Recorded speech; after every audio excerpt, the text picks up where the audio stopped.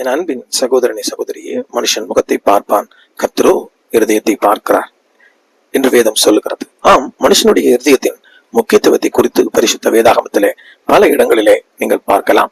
இருதயத்தின் நிறைவினால் வாய் பேசும். மனுஷன் இருதயமாகிய நல்ல பொக்கிஷங்களிலிருந்து நல்லவைகளை எடுத்து காட்டுகிறான். அதே பொல்லாத மனுஷன் பொல்லாத பொக்கிஷத்திலிருந்து பொல்லாதவைகளை எடுத்து காட்டுகிறான். எல்லாவற்றை பார்க்கிலும் இருதயமே மகா கேடு உள்ளதுமாக இருக்கிறது.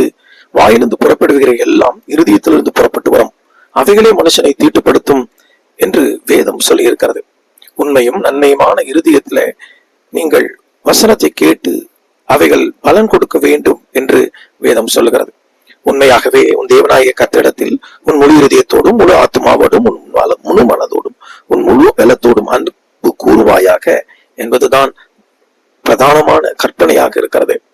ஆண்டவர் அங்கலாய்த்து சொல்லும் பொழுது, இந்த ஜனங்கள் தங்கள் வாயினால் என்னிடத்திலே சேர்ந்து தங்கள் உதடுகளினால் என்னை கனம் பண்ணுகிறார்கள், ஆனால் இவர்கள் இருதயமோ எனக்கு தூரமாய் விலகி இருக்கிறது. மனுஷனுடைய அக்கிரமம் பூமியிலே பெருகினது, அவனுடைய இருதயத்தின் நினைவுகளின் தோற்றம் எல்லாம் நித்தமும் பொல்லாததாக இருக்கிறது என்று ஆண்டவர் சொன்னார்.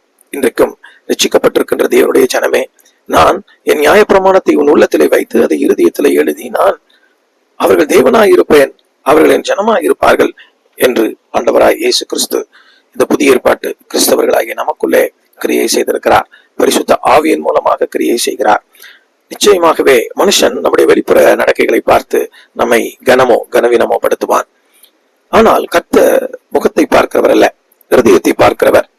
நம்முடைய இருதயத்திலே தேவனுடைய வார்த்தையின் வெளிச்சத்திலே நாம் எவ்வளவாய் நடக்கிறோம் என்பதும், நாம் நம்முடைய இருதயத்தை எல்லா காவலோடும் எவ்வாறு காத்து நடக்கிறோம் என்பதை கர்த்தர் அறிந்திருக்கிறவராக இருக்கிறார்.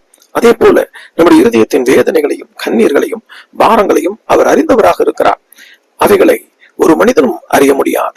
இன்றைக்கும் நான் உங்களுக்கு சொல்லுகிறேன், உங்கள் இருதயத்தை கர்த்தருக்கு நேராக திருப்பி உங்களுடைய எல்லா குறைவுகளையும் உணர்ந்து மனம் திரும்பும் ஒரு உணர்வுள்ள இருதயத்தை ஆண்டவரே எனக்கு தாரும் என்று சொல்லி ஆண்டவரிடத்துல திரும்புங்கள். உங்கள் இருதயத்தின் வேதனையும் அவர் அறிந்திருக்கிறார், உங்கள் பாரத்தையும் அவர் அறிந்திருக்கிறார். மனுஷன் பார்க்கிற விதமாக அவர் பார்க்கிறதில்லை.